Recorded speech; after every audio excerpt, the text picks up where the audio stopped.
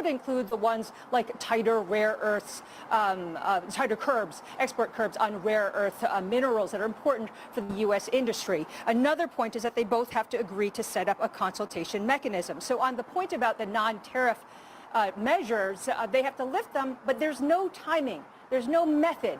So, China doesn't necessarily have to commit to anything here. And then in terms of the consultation mechanism, one of the long-standing complaints among many in the international business community here is that China often acts like talking is action. And so they make a lot of promises, and there's a lot of promise fatigue, but that they don't actually do anything at the end of the day. So this is just playing right into China's playbook. And then the third point I would make is that China could present itself as though it's the more responsible actor here. And in fact, in the statement for the Commerce Ministry, they took a jab at the Trump administration, saying that the U.S. should completely correct, they say, its unilateral tariff practices. Again, presenting itself as more responsible compared to the United States. Eunice, in this past hour, we spoke with Wendy Cutler, who was a former deputy U.S. trade representative. And one of the things we spoke about with her is there have been a lot of anti-China policies that have been kind of forced on other countries in the negotiations that the United States is having with them. A big part of the problem is China is producing so much more than it can possibly consume. And the United States and other countries feel like they have dumped a lot of goods on their countries. The United States doesn't want Chinese goods dropped into Mexico that then come across the border under the USMCA guidelines. That's a big part of this. Is China going to stand by while those sort of anti-China policies are put in place across the board? No, and they already haven't. I mean, they've already been saying and warning other countries, or hinting that they could take some sort of retribution against other countries if they do coordinate with the United States. Because, as you said, the U.S. has been, worried and concerned, as are a lot of other trading partners, about the massive overcapacity and that impacting a lot of other markets. But at the same time, the U.S. is not coordinating with those countries, so that's, and putting tariffs on those countries, so that becomes an issue. It can't continue, though, Eunice. I'm just wondering whether you can confirm this or hear anecdotally. Apparently 50% of export companies are expected to halt in China, expected to halt production or take extended breaks. Worker protests have erupted. Have you heard of those in various regions? Employees demanding unpaid wages amid economic strain. Thousands of businesses reportedly have been shuttered, and the manufacturing activity and PMI both plunging. Is all that true? Yeah, so the export sector is hurting, but in terms of the factories shuttering, actually they're not being shut down, or at least just in my conversations with a lot of different factories, especially those that are working to sell stuff to the United States for Christmas, they're all going to sleep. They're in hibernation. So they're actually paying their workers the basic pay, which is about $350 a month. And they're waiting for this just very moment to be able to turn the factories back on, because they were all preparing to just to kind of stay in there and survive until the U.S. and China relationship changed. So, I mean, there are reports, as you said, of some worker protests, but it's not necessarily because of the tariffs. And also there were, I'm sure that there are some factories that have gone under, and of course all of them are having problems, but a lot of it is that they're in hibernation. No, we actually said any deal we see, both sides are going to have to save face, and so it's probably not unexpected what we're hearing from you, and then what we're hearing over here. Eunice Yoon, I want to thanks, Eunice. It is now 7 a.m. on the East Coast. You're watching Squawk Box on CNBC. I'm Andrew Ross Sorkin, along with Joe Kernan and Becky Quick. Take a look at the futures right now. We've got a big rally going on. The U.S. and China agreeing to suspend most tariffs for 90 days. The biggest Dow gainers so far this morning, Amazon, Apple. We're also looking at NVIDIA and Nike moving materially higher this morning, about 7% on Apple. Amazon up over 8%, Joe. Thanks, Andrew. The U.S. and China, you know by now, agreeing to end most of the new tariffs. Joining us now from Geneva, Treasury Secretary Scott Bessent. Mr. Secretary, thanks so much for joining us. this morning. We appreciate it. Joe, Joe, good to be with you. Good. Checking on the delay, not too bad. We know that some of the details of what happened, Mr. Secretary, but can you recount to us some of the color, how it came together? You mentioned that the venue and the equanimity. Was it cordial and conciliatory right from the outset, or would you characterize it as tough negotiating most of the way?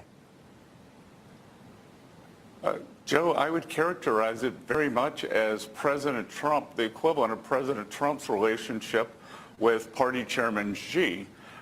They have a good relationship, but they both advocate strongly for their respective countries, for their respective citizens. So it was always respectful. We have the two largest economies in the world. We were firm and we moved forward. We tried to identify shared interest. We came with a list of problems that we were trying to solve, and I think we did a good job on that.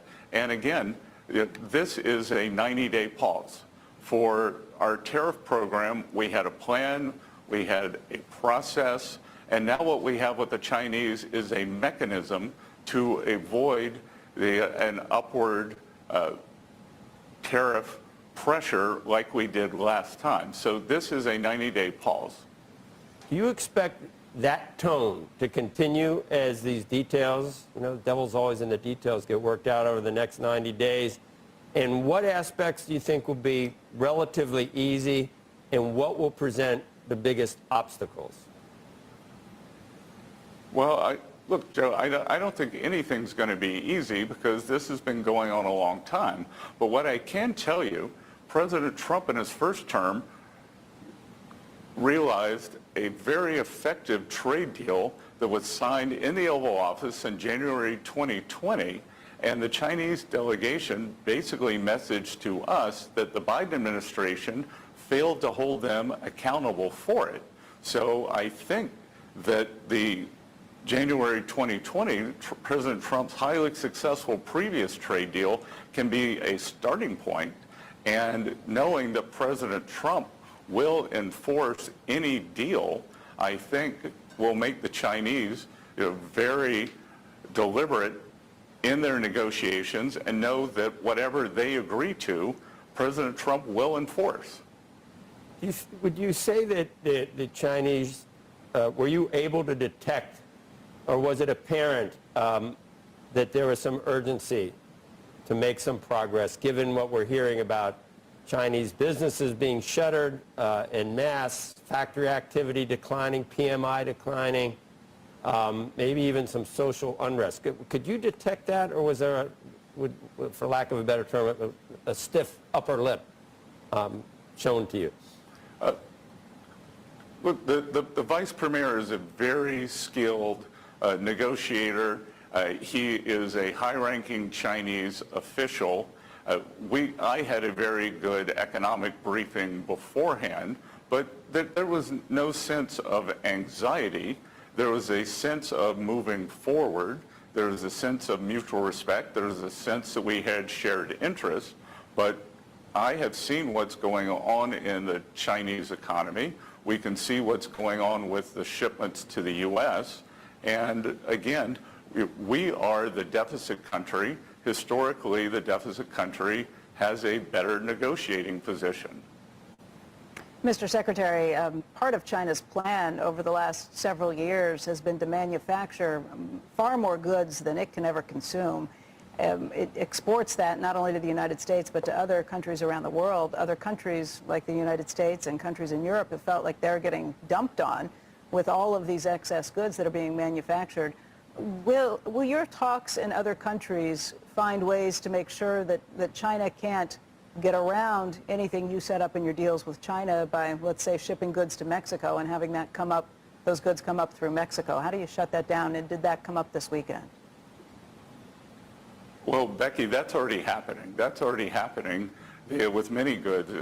It's happening with autos. It's happening with electronics. So that's part of the negotiation with the Mexican government. That's the It's part of our overall strategy. And Chinese have an economic plan called dual circulation. And with dual circulation, our goal is to make sure dual circulation means export and domestic use. Dual circulation cannot mean that China overproduces and that only Chinese goods are consumed in China and then they export the excess to the rest of the world. So we have had the equivalent, because of these high tariff rates, of an embargo on China, and those goods are going to leak to the rest of the world. So, our negotiations, we don't need to tell other countries what they need to do. They are seeing this wave of Chinese goods coming to their shore. They have to find a home, and that could be at a discount price, undercutting local producers. Mr. Secretary, I have a question for you, which is the market's obviously very happy about this morning. I think the global economy is quite happy about what you've been able to accomplish over the weekend. The question I would ask is how what you've accomplished over the weekend squares to some extent with some of the things that we've heard over the past couple of months from the administration about what the tariffs ultimately could do to both box out China, put pressure on them to do other things for us, to create meaningful additional revenues in the form of tariffs, and perhaps most importantly, to force manufacturing back to the United States. And so by lowering these tariff rates, to some degree, I'm sure there are critics who would say that it upends some of those goals. Well, again, Andrew, this is just a pause. The April 2nd tariff level for China was 34%. So we have moved that down from 34 to 10. We still have the 20% fentanyl tariffs that were put on in February. So we just in 2025, we have added 30%. And again, one of the most important things that we're doing, we do not want a generalized decoupling from China, but what we do want is a decoupling for strategic necessities, which we were unable to obtain during COVID, and we realized that efficient supply chains were not resilient supply chains. So we are going to create our own steel, protect our steel industry, the work on critical medicines, on semiconductors. So we are doing that, and the reciprocal tariffs have nothing to do with the specific industry tariffs. We heard, Mr. Secretary, that some progress was made on fentanyl in that deal, and that's 20% of the tariff that's going to stay. What progress was made, and how do you see that happening over the next 90 days, and do you expect a deal can be reached, and what does it look like? What do you want China to do exactly with fentanyl? Well, Joe, this is a priority for President Trump and indeed the whole administration. I have a personal stake in this. The two very close friends lost children to this terrible scourge. Hundreds of thousands of Americans die every year. And I think that we saw here in Geneva that the Chinese are now serious about assisting the U.S. in stopping the flow of precursor drugs, because the Chinese brought their trade delegation, led by the vice premier, but they also brought a deputy minister for security who was their fentanyl expert. We brought someone from our national security staff, and they had a very long and in-depth sidebar about how our two countries could work together. As far as some of the non-tariff related barriers that you talk about making progress on, we just had one of our reporters, Eunice, from Beijing, just sort of talking about how the Chinese view things. They said, yeah, we might talk a good, I'm paraphrasing, we might talk a good game and promise some things, but it's very hard to quantify or to put into writing some of those other issues, whether it's rare metals, even currency manipulation. How would that be affected over the next 90 days? What type of agreement could you reach that has actual teeth for the non-tariff barriers?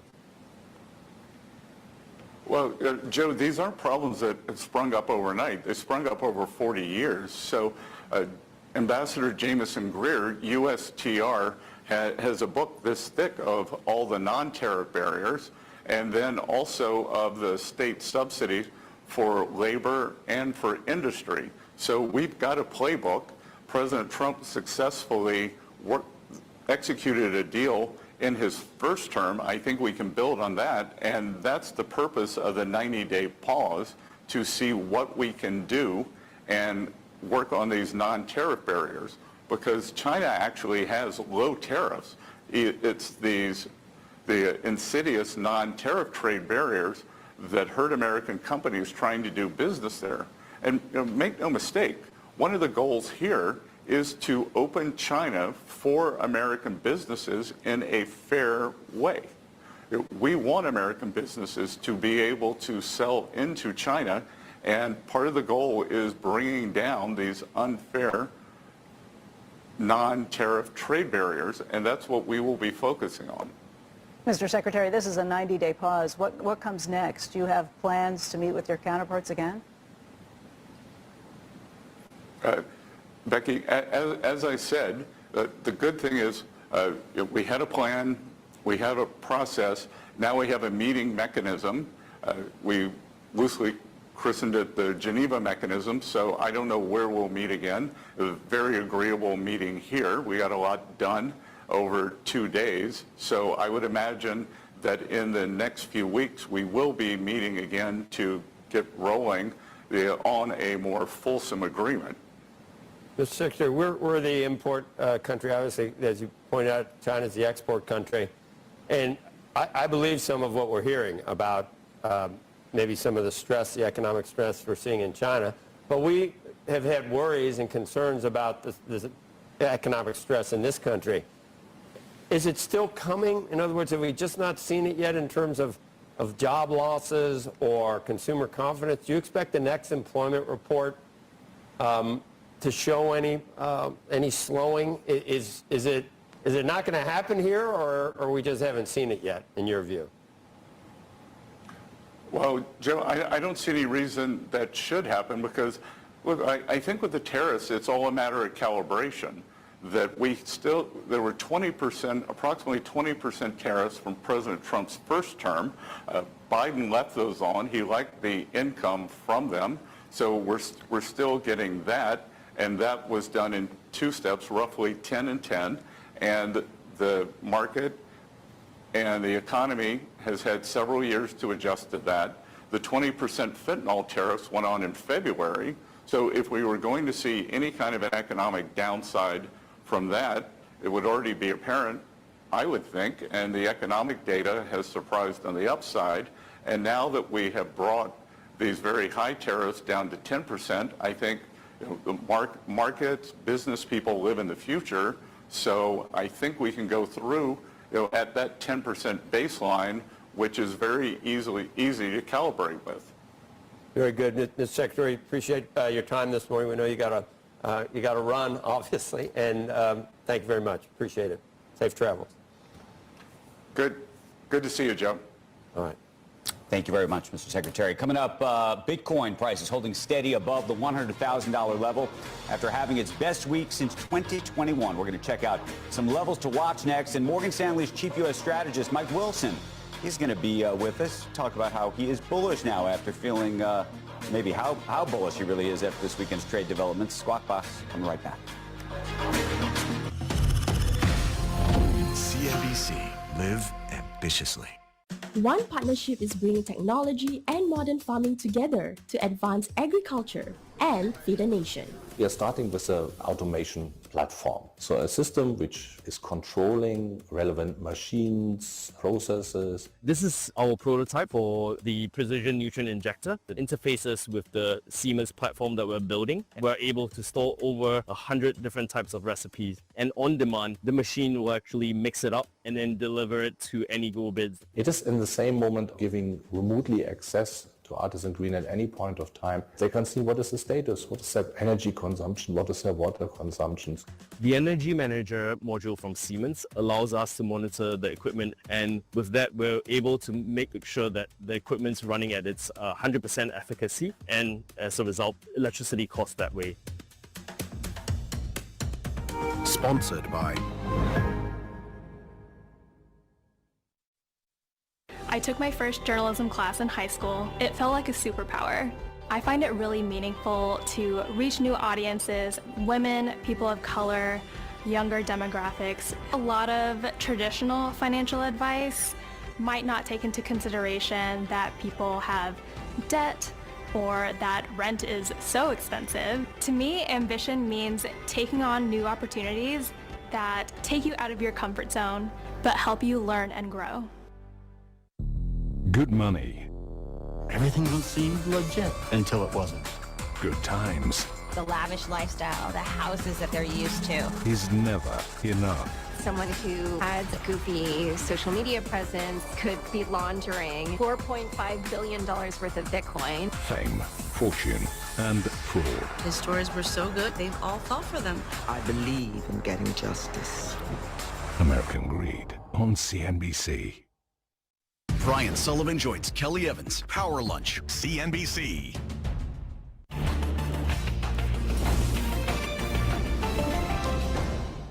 Holding above the $100,000 level, passing through $105,000 level briefly this morning, up 70% in the last year.